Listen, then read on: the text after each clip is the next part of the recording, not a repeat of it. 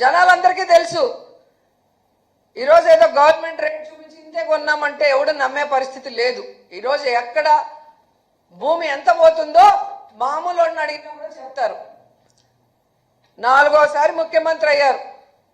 ఏ రోజైనా రాష్ట్రంలో ఇల్లు పెట్టుకోవాలి, రాష్ట్రంలో ఓటు పెట్టుకోవాలన్న ఆలోచన మీకు కానీ మీతో జత కలిసిన జనసేన పార్టీ ఎవ్వరికీ లేదు. ఇప్పుడు దొంగాట్లాడటానికి మొన్న ఎలక్షన్ ముందర మార్చుకొని ఇల్లులు కడుతున్నట్టు అందరూ భూమి పూజలు చేస్తున్నారు. నేను అడిగేది ఒక్కటే, మిమ్మల్ని ముఖ్యమంత్రి చేసిన కుప్పంలో ఎందుకు ఇల్లు కట్టుకోలేదు?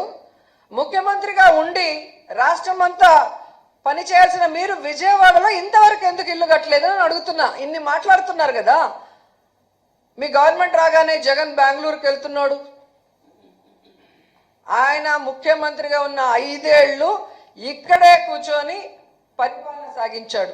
పేద ప్రజలకి కావాల్సినవన్నీ బటన్లు నొక్కి వాళ్ళ అకౌంట్లోకి అవినీతి లేకుండా పంపించారు. ఆయన గురించి మీరు మాట్లాడుతున్నారు. మరి ముఖ్యమంత్రిగా ఉన్న మీరు, డిప్యూటీ సీఎంగా ఉన్న పవన్ కళ్యాణ్ గారు, ఐటీ మినిస్టర్గా ఉన్న నీ కొడుకు ఎక్కడి నుంచి వస్తున్నారండి? ఫ్రైడే అయితే హైదరాబాద్కి వెళ్తారు. మీరు ఈ రాష్ట్రానికి ముఖ్యమంత్రి, తెలంగాణకు ముఖ్యమంత్రి? ఇక్కడ ఇల్లు లేకుండా అక్కడేం పని మీకు?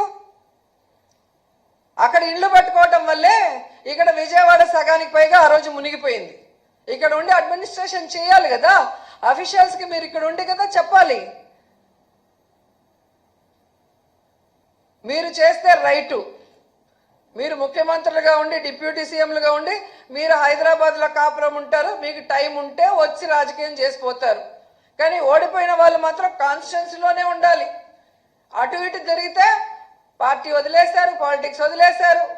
వాళ్ళు చెన్నై పోయారు, వీళ్ళు బెంగళూరుకి పోయినారు, భయపడి పారిపోయారు కేసులకి. ఎన్ని కావాలంటే అన్ని పచ్చ ఛానల్లో చెప్తారు. నవ్వుతున్నారు ప్రజలు. అధికారంలో ఉన్నది మీరు, పని చేయాల్సింది మీరు.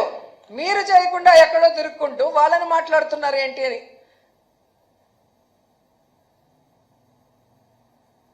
సో ఈరోజు చంద్రబాబు నాయుడికి డైరెక్ట్గా చెప్తున్నాను, అయ్యా ముఖ్యమంత్రి గారు, నిజంగా మీకు విజన్ ఉంది, విస్తరాకులు కట్టుందని చెప్పుకుంటారు కదా.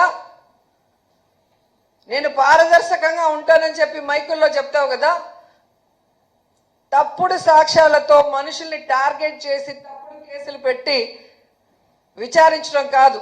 ఏవైతే ఆల్రెడీ మీ మీద కేసులు ఉన్నాయో, స్కిల్ స్కామ్ కానీ, స్కిల్ డెవలప్మెంట్ స్కామ్ కానీ, ఫైబర్ నెట్ స్కామ్ ఏదైతే ఆల్రెడీ సగానికి పైగా జరిగిందో ఆ విచారణ ముందు జరిపిస్తే మీరు ఇప్పుడు చేసే విచారణ నిజమైందని ప్రజలు నమ్ముతారు.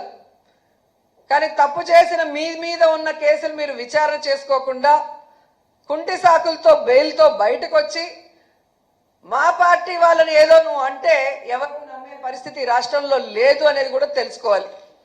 అలాగే మోడీ గారిని రిక్వెస్ట్ చేస్తున్నాను, ఈ అమరావతిని తమ ఆదాయ వనరుగా దోచుకునే చంద్రబాబు నాయుడు ఆయన కుటుంబాన్ని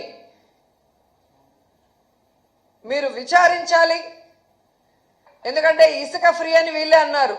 అప్పటికన్నా ఇప్పుడు సిమెంట్ స్టీల్ రేట్లు తక్కువ ఉన్నప్పుడు 36,000 కోట్ల నుంచి 77,000 కోట్లకి ఎందుకు వెళ్ళాయి? ఎందుకు జ్యుడిషియల్ ప్రివ్యూ, రివర్స్ టెండరింగ్ లేకుండా అడ్వాన్స్ మొబిలైజేషన్తో ఎలా దోచుకున్నారు? ఇవన్నీ బయట పెట్టాలి.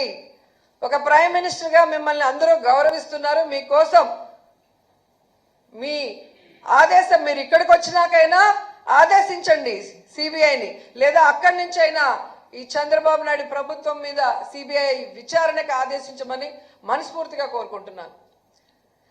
అండ్ చాలా బాధాకరమైన విషయం ఏంటంటే, వైజాగ్ ని పరిపాలనా రాజధాని చేయాలని జగన్మోహన్ రెడ్డి గారు కలలు కన్నారు. ఆ వైజాగ్ కి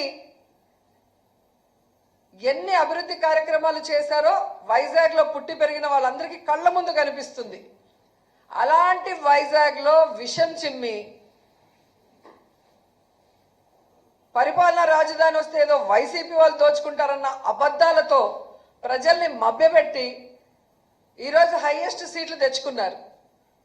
ఏం చేస్తున్నారు హైయెస్ట్ సీట్లు తెచ్చుకొని అంటే, వీళ్ళ అవినీతి బయటపడకుండా మేయర్ గారిని ఎలా దొంగదారిలో దించేశారో మనం చూస్తున్నాం. ఇదే వైజాగ్లో ఏ విధంగా ఉర్సా అనే అడ్రస్ లేని కంపెనీ 60 రోజుల ముందు పుట్టిన ఈ ఉర్సా కంపెనీకి 60 ఎకరాలు అంటే 3,000 కోట్ల విలువ చేసే భూముల్ని దారాదత్తం చేశారు అంటే లోకేష్ గారు ఐటీ శాఖ మంత్రిగా ఉండగా ఆయన ఆఫీసుకు తెలియకుండా ఇది జరుగుతుందా అని నేను అడుగుతున్నాను. ఒక టీడీపీ ఎంపీ ఎవరైతే ఉన్నారో కేసినేని చిన్ని, ఆయన పార్ట్నర్కి 60,000 ఎకరాలని ఎలా దారాదత్తం చేశారు అని ప్రశ్నిస్తున్నాం.